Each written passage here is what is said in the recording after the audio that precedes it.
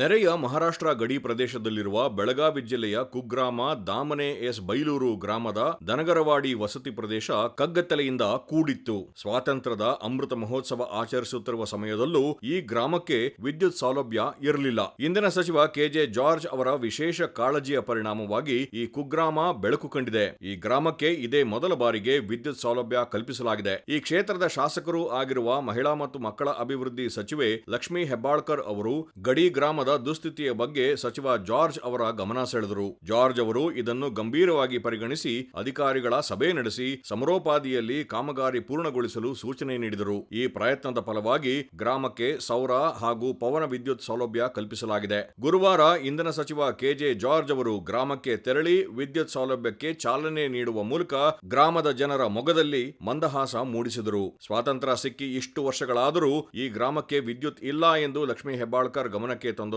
ತಕ್ಷಣ ನಮ್ಮ ಅಧಿಕಾರಿಗಳೊಂದಿಗೆ ಚರ್ಚಿಸಿ ನಮಗೆ ಸಿಕ್ಕಿರುವ ಅವಕಾಶದಿಂದ ಗ್ರಾಮದ ಸೇವೆ ಮಾಡಬೇಕೆಂದು ನಿರ್ಧರಿಸಿ ಕ್ರಮ ತೆಗೆದುಕೊಂಡಿದ್ದೇವೆ. ದೊಡ್ಡ ದೊಡ್ಡ ಕೆಲಸವನ್ನು ಎಲ್ಲರೂ ಮಾಡಬಹುದು, ಆದರೆ ಇಲ್ಲಿನ ಜನ ಕಷ್ಟದಲ್ಲಿದ್ದಾರೆ. ಈ ಒಂದು ಸಣ್ಣ ಕೆಲಸದಿಂದ ಜನರ ಮುಖದಲ್ಲಿ ನಗು ನೋಡಬಹುದು ಎನ್ನುವ ಕಾರಣಕ್ಕಾಗಿ ಈ ಯೋಜನೆ ರೂಪಿಸಲಾಯಿತು ಎಂದು ಜಾರ್ಜ್ ಅವರು ಈ ಸಂದರ್ಭದಲ್ಲಿ ತಿಳಿಸಿದರು. ಇದರ ಜೊತೆಗೆ ಶಾಶ್ವತವಾಗಿ ಗ್ರಾಮಕ್ಕೆ ವಿದ್ಯುತ್ ಕಲ್ಪಿಸುವ ಕೆಲಸವನ್ನು ಆದಷ್ಟು ಶೀಘ್ರವಾಗಿ ಮಾಡಲಾಗುವುದು. ಅರಣ್ಯ ಇಲಾಖೆಯಿಂದ ಅನುಮತಿ ಪಡೆದು ಲೈನ್ ಹಾಕಿ ನಿರಂತರ ವಿದ್ಯುತ್ ನೀಡುವ ಕೆಲಸ ಮಾಡಲಾಗುವುದು ಎಂದು ಸಚಿವರು ಭರವಸೆ ನೀಡಿದರು. ಈ ವೇಳೆ ಮಾತನಾಡಿದ ಸಚಿವೆ ಲಕ್ಷ್ಮೀ ಹೆಬ್ಬಾಳ್ಕರ್, ಚುನಾವಣೆಗೂ ಪೂರ್ವ ನಾನು ಗ್ರಾಮ ಜನರಿಗೆ ಭರವಸೆ ನೀಡಿದ್ದೆ. ಅದರಂತೆ ಎಷ್ಟೇ ಕಷ್ಟವಾದರೂ ಬಿಡದೆ ಗ್ರಾಮಕ್ಕೆ ಬೆಳಕು ನೀಡುವ ಕೆಲಸ ಮಾಡಿದ್ದೇನೆ. ನಿಮ್ಮ ಮುಖದಲ್ಲಿ ನಗು ಕಂಡರೆ ನನಗೆ ಅದಕ್ಕಿಂತ ಖುಷಿಯ ವಿಚಾರ ಬೇರೆ ಇಲ್ಲ ಎಂದರು. ಇಲ್ಲಿನ ಜನರು ನನ್ನನ್ನು ಅತ್ಯಂತ ಪ್ರೀತಿಯಿಂದ ಬೆಳೆಸಿದ್ದಾರೆ. ಹಾಗಾಗಿ ಜನರ ಪ್ರತಿಯೊಂದು ಕೆಲಸವನ್ನು ಕಾಳಜಿಯಿಂದ ಮಾಡುತ್ತಿದ್ದೇನೆ. ಇಲ್ಲಿನ ಜನರ ಸೇವೆ ಮಾಡುವುದನ್ನು ನೋಡಿ ಪಕ್ಕದ ಮಹಾರಾಷ್ಟ್ರದ ಜನರೂ ನಮಗೆ ಇಂತಹ ಶಾಸಕರು ಇರಬೇಕು ಎನ್ನುತ್ತಿದ್ದಾರೆ.